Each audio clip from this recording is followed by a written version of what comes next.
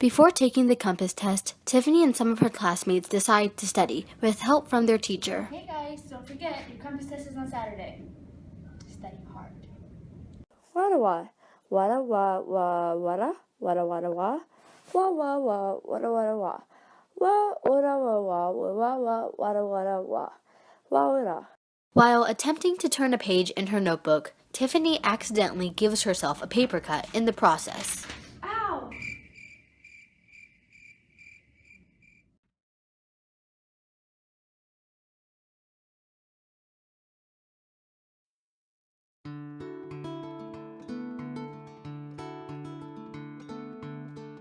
Working together with the nervous system to support homeostasis within the body, the endocrine system utilizes chemical secretions known as hormones. The endocrine system influences almost every cell, function, organ in our bodies. It plays an important role in regulating our mood, tissue function, metabolism, growth and development, and reproductive processes. The endocrines consist of the hypothalamus, thyroid, pineal body, pancreas, pituitary gland, parathyroids, adrenal glands, and reproductive glands. The nervous and endocrine systems are juxtaposed, meaning that they're rendered to be jointed, yet still differing. One dissimilar fact is that the way each of the systems send messages.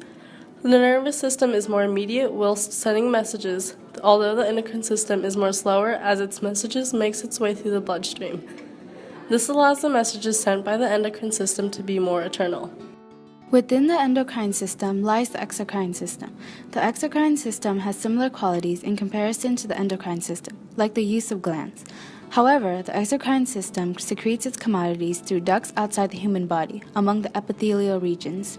Endocrine refers to all the glands, a group of cells that produce and secrete chemicals, and various tissues that secrete hormones into the blood to promote growth and regulate metabolism and reproduction. The term exocrine is similar to endocrine because it involves the use of glands. However, exocrine glands secrete their products through ducts to external epithelial surfaces, like your skin or the exposed surfaces of your nostrils, lungs, or ears, opposed to the bloodstream. Faster processes such as breathing and body movement are administered by the nervous system. Even though the nervous system and the endocrine system are two different systems, they work together to help the body function properly. The nervous and endocrine systems both bring about changes relating to function throughout the body, to allow one to retain homeostasis or react in response to its body's surrounding environment. The two work together, often within the same organ. So, how does the endocrine system function? Once a hormone is secreted, in this case, the response Tiffany got from her paper cut, the hormone travels from the endocrine gland that produced it through the bloodstream all the way up to target cells. Target cells are designed to receive its message, which is about the paper cut in this case. While traveling to these cells, special proteins attach to some of the hormones. These proteins serve as carriers, which take charge of the amount of hormones available for the cells to use. The target cells have receptors that bind to only specific hormones, and each has its own receptor.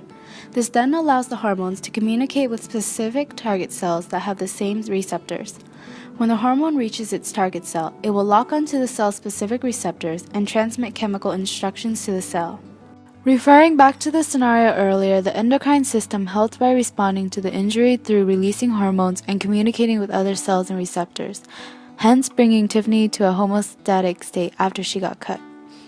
After being cut under the supervision of the nervous system, the endocrine system conducted equilibrium for Tiffany's emotions and her bodily functions.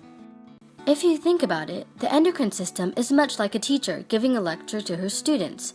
The teacher would represent the endocrine gland, for that person is responsible for sending out instructions.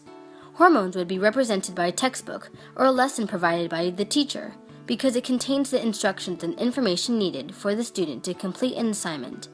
The bloodstream is represented by the students, who pass notes in class to each other, delivering the message to the other students.